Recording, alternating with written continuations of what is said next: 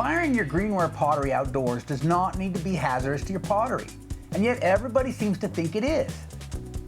I see these comments online all the time. I'll give you an example. Here's this Facebook group I belong to, Alternative Firing, and somebody asked the question, do you always bisque your pots in an electric kiln before pit firing them? And 19 comments, and most of them, go along these lines. I'll just show you a couple of them. I prefer to prevent cracking and explosions. Always bisque first. Here's another one. Always bisque first.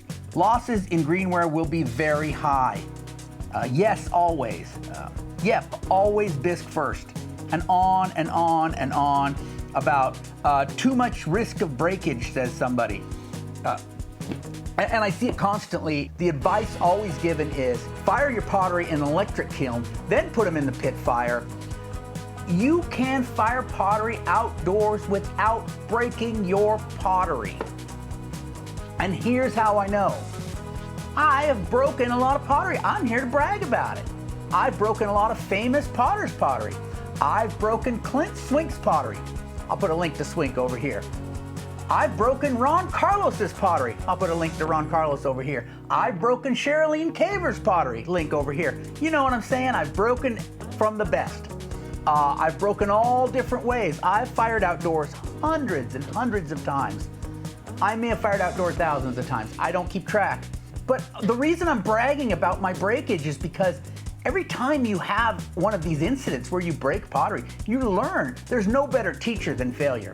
And I have failed as much as anybody. So today I'm going to talk to you about the 3 things that will break your pottery firing outdoors. There are 3 things that will cause breakage, and I'm going to show you what those are and how to avoid them. Stay tuned.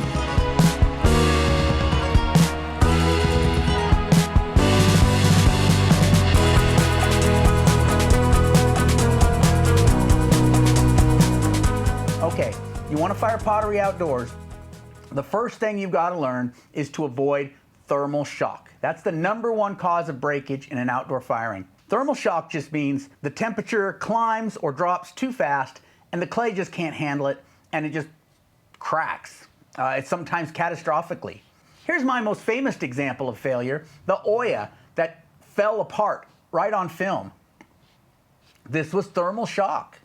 Thermal shock happens often in outdoor firings because the temperature rises quickly and it falls quickly. So an electric kiln is good for bisquing your pieces because an electric kiln will bring that temperature up very, very slowly. And that's great. I mean, that's a really safe way to do it, especially if you're using commercial clays. You can protect against thermal shock on any clay. Here's an example of that pot that I made from commercial clay that I got down at the local Hobby Lobby. And all I did to protect it was I added a bunch of sand to it and I kneaded that through the clay body. And it worked fine in an outdoor firing. Any sort of temper worked through your clay, be that sand, grog, diatomaceous earth, volcanic ash, any kind of non-plastic material added to your clay body is going to protect against thermal shock. And when you are firing outdoors, be it in a pit or on the surface, in a trench kiln, in a primitive kiln, in just some bricks stacked up in your driveway, you need to protect against that because the temperatures are climbing more rapidly than in an electric kiln, and they are dropping more rapidly than in an electric kiln. So add temper.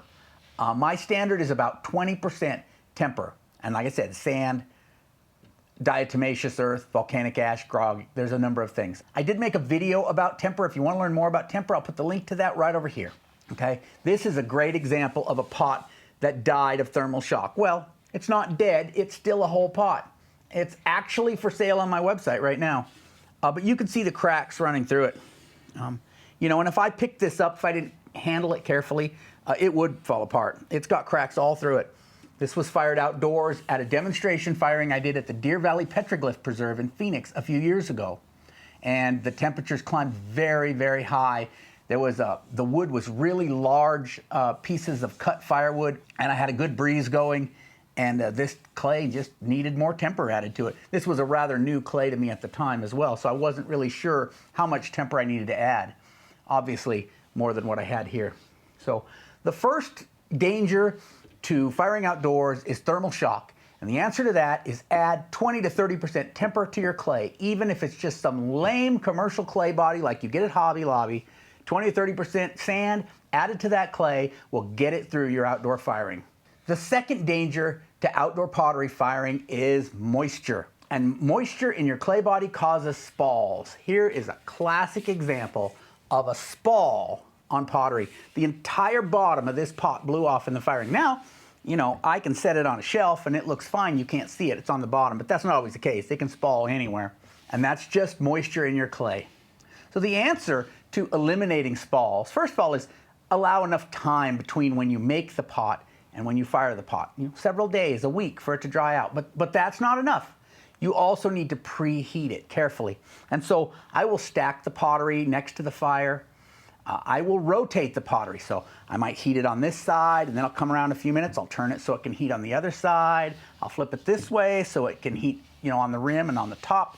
And I'll turn it down here so it can heat the bottom. Heating it all over. If you don't want to go through that process, you could put them in your oven on low for a couple of hours and just cook that moisture out. You're just getting rid of any excess moisture that's in your clay body. Now in this case, I have a couple of excuses for my failure. This was rather recent. I did this at the Kiln Conference. One, it was later in the day and I was tired. I was not being careful because I was tired. But also, I preheated this maybe an hour or two before I actually fired it. So I set it by another firing, the trench kiln firing, to preheat for a while. And then I moved it. And I just sat it on the ground for a couple of hours while I did other things until I fired. And while it sat there, I think it sat on a spot where the soil was, you know, slightly moist. And I think this clay wicked up soil moisture. But it is possible that I didn't preheat the bottom long or well enough. But I think it probably got some soil moisture because it did sit just like this on the ground for a couple hours between the time it was preheated and the time that I fired.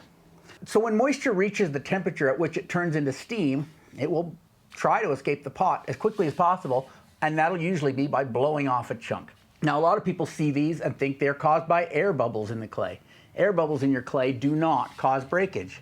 And John the Potter did a great video explaining why air bubbles do not cause breakage. And I'll put the link to that over here just in case you're interested.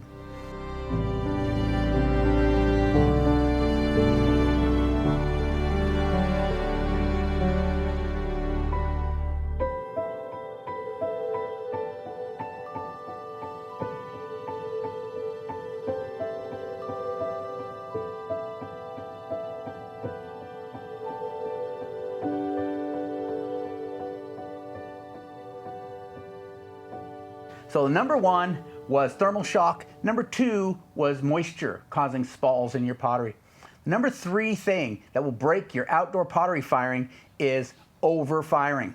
So every clay has a point at which it will break down. It's just getting too hot. It's starting to melt.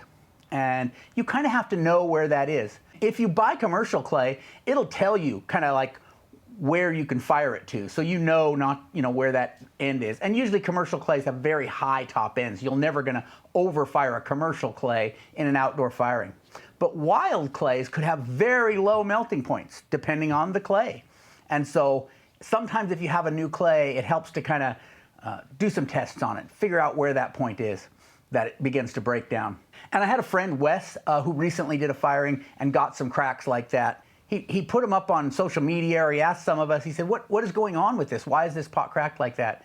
Me and a couple others said, overfired. You got that too hot, that clay was literally breaking down. This is a sherd that I sometimes use as a cover sherd in my firing. So it's been through a number of firings. And you can see here, this sort of cracking structure right here where they're kind of breaking in several directions. This is typical of overfiring where it got just too hot. Thermal shock cracks tend to be really straight and long, almost kind of square breaks. Whereas overheating, they tend to be kind of wiggly and kind of all over the place. And I always measure the temperature on my outdoor firing, so I usually have an idea not only where the limit is on my pottery, but also maybe when the fire is starting to approach that point, and then I can maybe pull some fuel off or do something else to kind of back that temperature back down if I think I'm getting dangerously close. Now, a lot of wild clays, especially those up like the northern Southwest, up on the Colorado Plateau, they can handle really high temperatures. But a lot of ours down here in the southern Southwest, they have a lot of natural fluxes in them. And so they will start breaking down maybe in the 900, 950, 1,000 degrees Celsius range that other clays can handle quite well. So the three ways that your pottery can break in an outdoor firing are thermal shock, moisture spalls, and overheating, overfiring. And you can prevent those by adding more temper, carefully preheating your pottery, and knowing what temperature your fire is getting to, knowing what temperature your clays can handle, okay? I think that's gonna help you a lot. And really, you can safely fire your greenware pottery outdoors if you just follow these tips here. And you can have a lot of fun. You can single fire your pottery, because if you're not glazing it, there's no reason to fire it more than once. If you'd like to learn more about outdoor firing, but you don't know how to get started or how to proceed, I have an online video-based class that goes into all the details of outdoor firing, in fact, covering different styles of outdoor firing, and you might enjoy that. I'll put the link to that down in the doobly-doo. If you'd like to see another video with more tips on outdoor firing, I'll put a link to that right over here. Thanks for watching. I'll catch you next time.